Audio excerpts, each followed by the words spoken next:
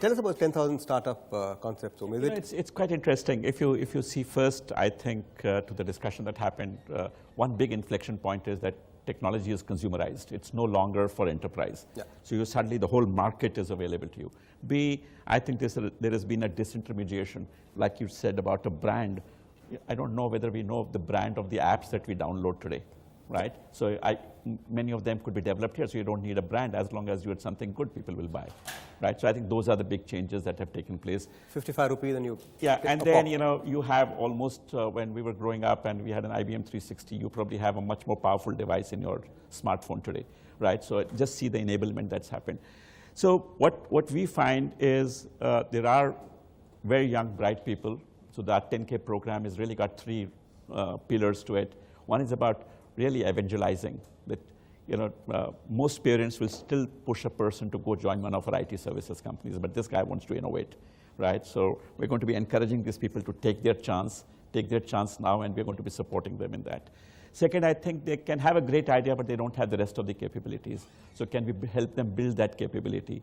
And that capability really comes by their networking, mentoring, and so on.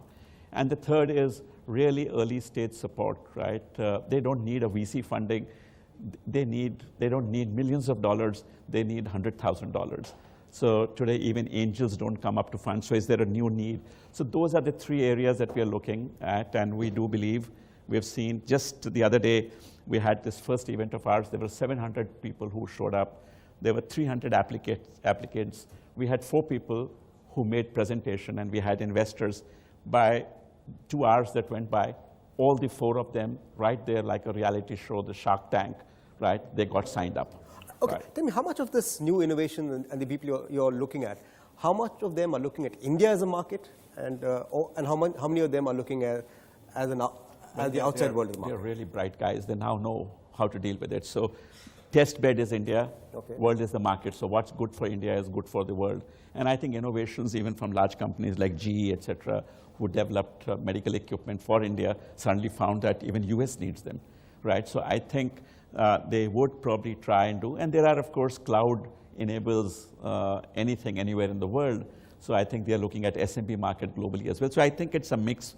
But I think they are looking at problems they can solve. Kiran mentioned about if you have a problem and there is a solution, then there's a market for it. So as the cloud opens up opportunities for companies, does it also pose a perceived threat to governments? Because and does that make governments clamp down? Does that make your life more difficult? Or do you see ways around that?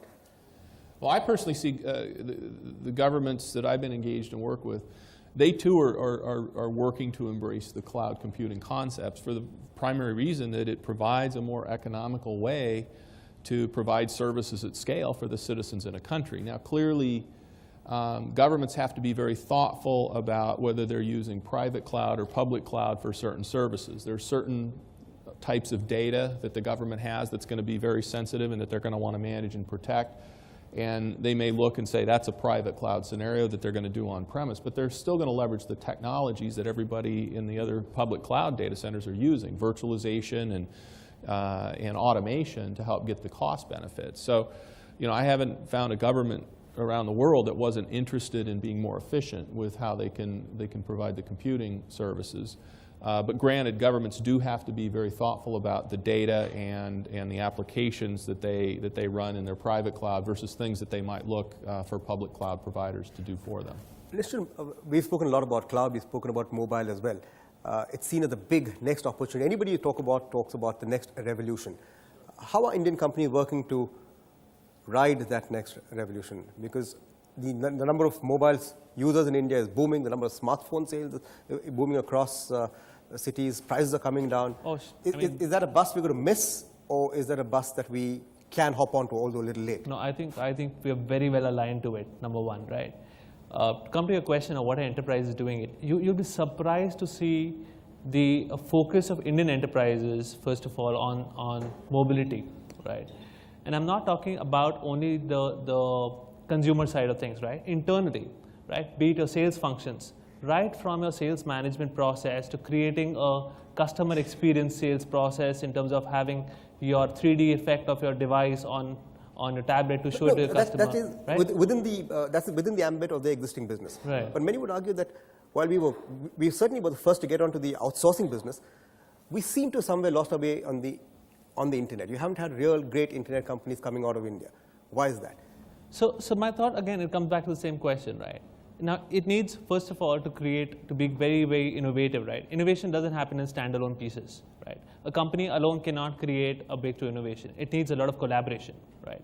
So collaboration between academia and the enterprise, collaboration between the funding partners and himself, collaboration between enterprise and customer, yeah? So first you need a collaborative environment. Then you need an environment which can help you go to market, right? I think that's another key piece which is missing.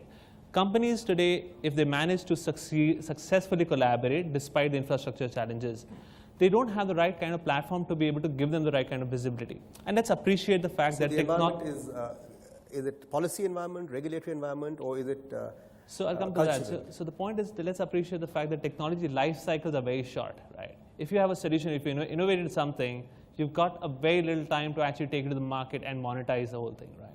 So that part is a critical part. Yes. So coming to your point of what is missing there, yes, it needs probably a push from the government side, and we see a lot of initiatives which have started in the last 1 year, right? That should take care of it. It needs a belief by the funding partners that yes, this is something we must invest money and it's got a good ROI.